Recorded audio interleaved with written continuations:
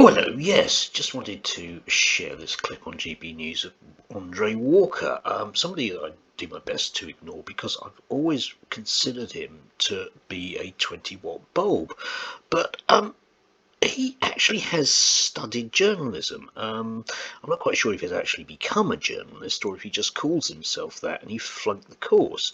I mean, leaving aside the blindingly obvious almost sexually fetishistic nature of his background, let's see what he had to say about the Owen Paterson resignation, because it really is a masterclass in your kind of archetypal Fox News host completely denying any form of reality whilst stirring up the hornet's nest of conspiracy theories. So let's have a look, shall we?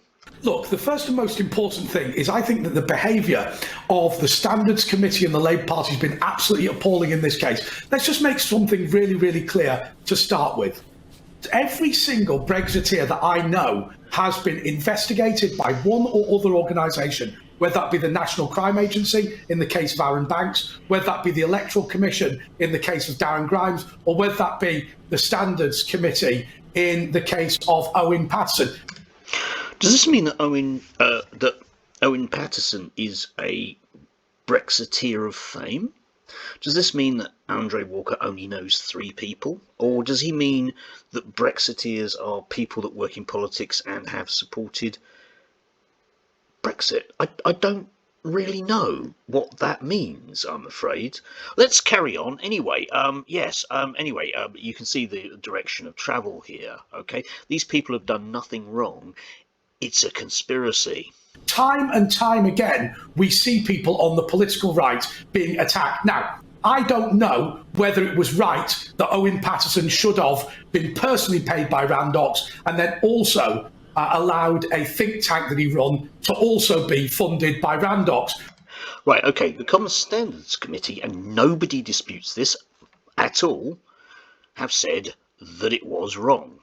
So if you don't know that it's wrong, perhaps you should think about it slightly more. I do love that face. But the fundamental point is this. Why is it that this so-called independent committee at the House of Commons is run by Chris Bryant? Remember, because the MPs would have voted for him. It's called democracy. Again, I'm not entirely sure if Andre knows that as a concept.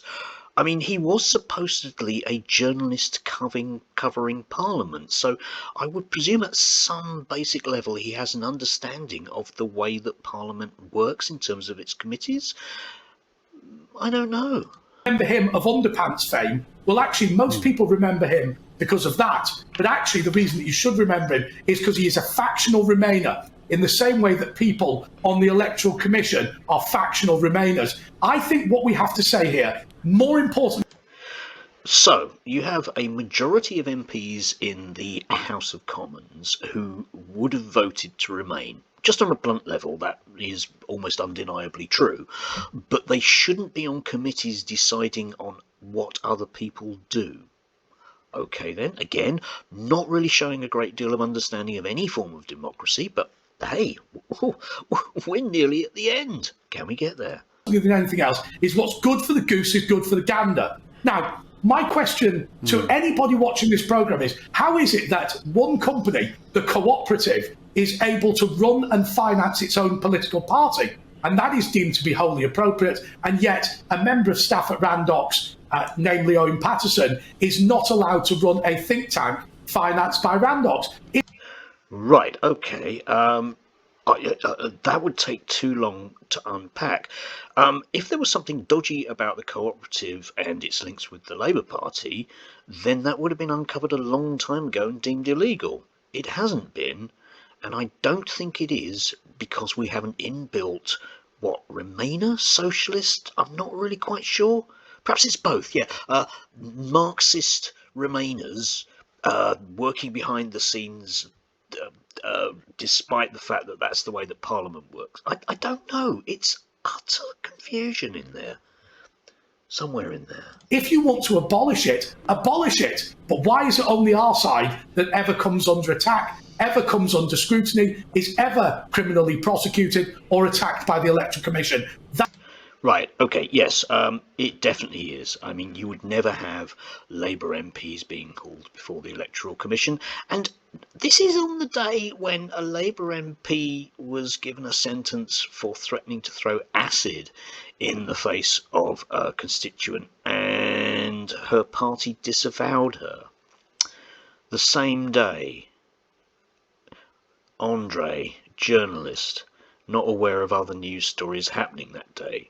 Or is it, and I'm going to hazard a wild guess here, that it's just because that's his job now? It's his job to just open his mouth on his throne room and the stuff comes out the wrong way. Is that it? I think it is. I really do. That is the fundamental question here. And I think the cowardice of Conservative MPs to back down on this is simply staggering. Yes, simply staggering. They should have dug their heels in. Something that has been the most electorally unpopular thing this government has done for quite a while, and that's saying something, but they really should have dug their heels in on this. Good plan, Andre. No, I'm not going to say any more. It's just utterly, utterly bizarre.